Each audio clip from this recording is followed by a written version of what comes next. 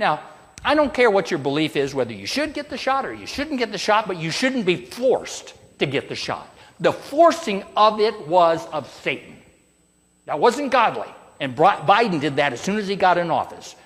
And you know what? The Supreme Court showed that it was not legal. He wasn't allowed to do it. But then he called all these companies up and says, I know it's not legal, but force your people to do it.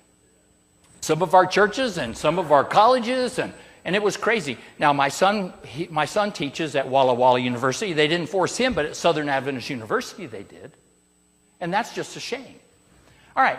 Now, all these leaders got together and they are all forcing their countrymen to do it. This is just a trial run, folks. All right. They called it the people's vaccine. And YouTube was being paid by the U.S. government. This has come out in a book I read recently by Rand Paul. YouTube and Facebook and Twitter and all these companies were paid to only post what the government approved. All right? Now, here's Dr. Eric Berg. He said this. This is interesting.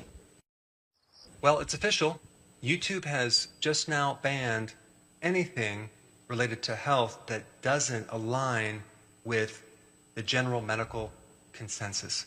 So if any information related to health doesn't agree with the World Health Organization, they won't necessarily always take down the video, but they're going to change the algorithms. So they're going to replace those videos that were popular, that had lots of likes and lots of engagement, with medical information. This new partnership with YouTube is supposed to protect you against misinformation and promote high-quality health information.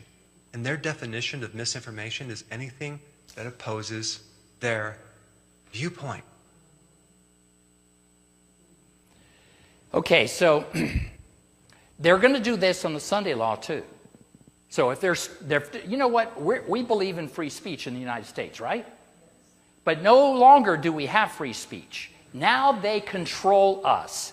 It is going to get worse and worse the closer we get to the Sunday law, until they're going to take down every Seventh-day Adventist video there is.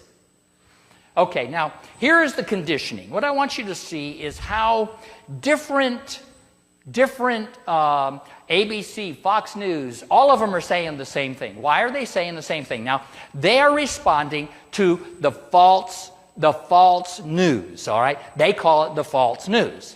And they say it's a danger against our democracy. The false news is you don't need to go to the hospital. You don't need to get a shot. You need to take care of yourself. You need to build your health up. You need to take care of your health. They even took our doctors off of Facebook to teach you how to doctor yourself, so you don't have to go to the hospital and get on a ventilator.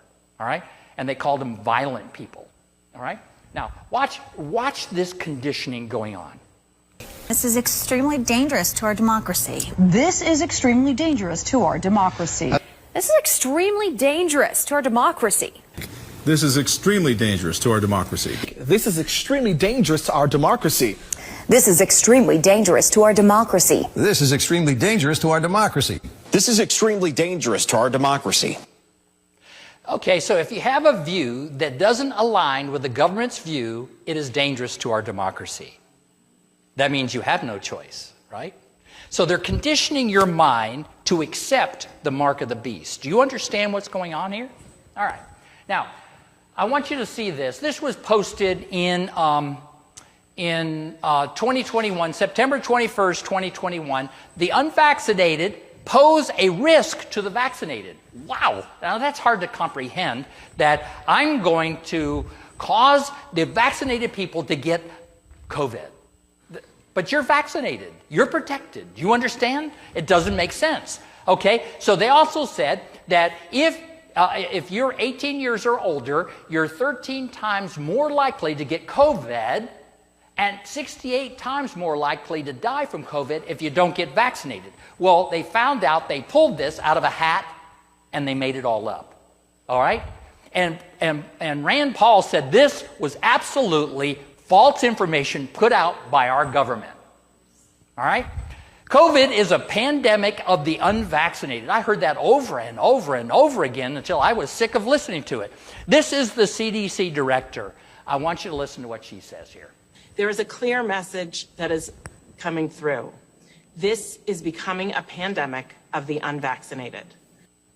All right, so is it a pandemic? It wasn't a pandemic of the unvaccinated. It's just a pandemic. You understand? That was created by our government. All right. Now, I want you to see this. Rand Paul, in his book, discussing this whole situation, he's a senator and a physician, he said that this gain-of-function research was funded by the U.S. government. And it's illegal, but it was still funded by the government. And because we couldn't do gain-of-function in the United States, they did it in China at the Wuhan laboratory. And it got out and spread across the whole world, and we are the ones that funded it. And our scientists were in the Wuhan lab. Okay? Now, what I want you to see is now the U.S. government is funding another gain-of-function research, which is the bird flu, make it more infectious. So they have given $1 million more to this same Wuhan lab in order to do more of this biological stuff. All right, so it says here, the U.S. government is again funding gain-of-function research with Chinese scientists to make a dangerous virus even more potent, this time with birds, not bats. The Bible says, and he deceives those who dwell on the earth. You think your government is a deceptive government? Absolutely, yes. Doesn't it say that he starts out lamb-like, but he ends up dragon-like? Who is the dragon? Satan. All right. Which party can you trust? All right. You guys are learning. You're not stupid. All right. You guys are learning. All right. So, there is danger, decided danger, for all who shall link themselves up with political parties of the world. There is fraud on both sides. God has not laid upon any of our people the burden of linking up with either party. We are under Christ's banner, and everyone who names the name of Christ is to depart from all iniquity. Surprises await everyone. We know not what political crisis will come next. So don't trust him. You remember Peter tried to cut off somebody's ear? All right? Peter, and Jesus said, no, don't do that, Peter. And he put his ear back on, Malchus's ear. And then Pilate says, why don't your people fight? And he says, my kingdom is not of this world. If my kingdom were of this world, my servants would fight so that I should not be delivered to the Jews. But now my kingdom is not from here. So Paul says our citizenship is in heaven, right? So quit worrying about politics. It's not about politics. Who are you going to vote for? Who am I going to vote for? You know what? It's the devil and the devil. Woo. That's exactly what it is. Who are you going to vote for? God has warned his people not to become absorbed in politics. We cannot bear the sign of God as his commandment-keeping people if we mingle with the strife of the world. We're not to give our minds to political issues. God's people are walking contrary to his will when they mix up with politics. When you post on Facebook, oh, you need to go out and vote for Trump. You need to go out and vote for Biden. Quit. You need to go out and vote for Jesus Christ. You understand? It is Jesus. It's all about Jesus. He is the only one that can cure this sin-sick world. What shall I say to arouse the remnant people of God? I was shown the dreadful scenes are before us. Satan and his angels are bringing all their powers to bear upon God's people. He knows that if they sleep a little longer, he is sure of them, for their destruction is certain. Just stay asleep. Stay asleep. All right. Just like that. Stay asleep, folks. Just stay asleep. I want you to see this. Men and women are in the last hours of probation, and yet are careless and stupid.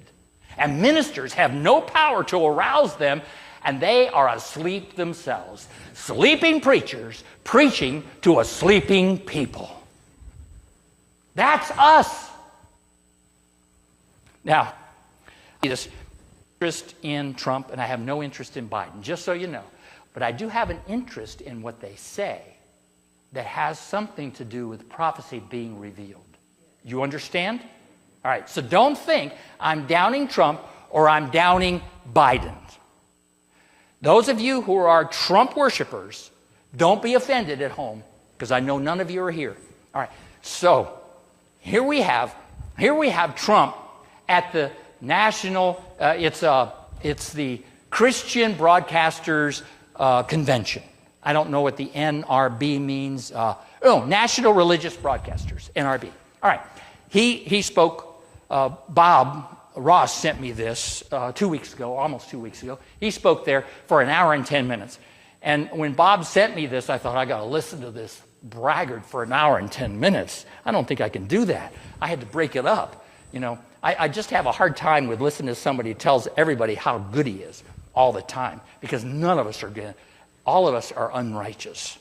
There's not one righteous. No, not one. All right. Now, what I want you to see is what he's saying to these religious people. The people in this room. Can you turn it up? Are the people we want to hear from, and they have to have a political voice. You know, if you think about it, you have men, you have women. Turn it up. You have religion. If you look at it, you have more than the men, you have more than the women. You have such power, but you weren't allowed to use that power, and you're now allowed to use it. I get in there, you're going to be using that power at a level that you've never used it before. It's going to bring back the churchgoer. I mean, you have to see. I don't like the charts when I see charts where they're going in the wrong direction. We don't like that. We're going to bring it back, and I really believe it's the biggest thing missing from this country. It's the biggest thing missing. We have to bring back our religion. We have to bring back Christianity in this country.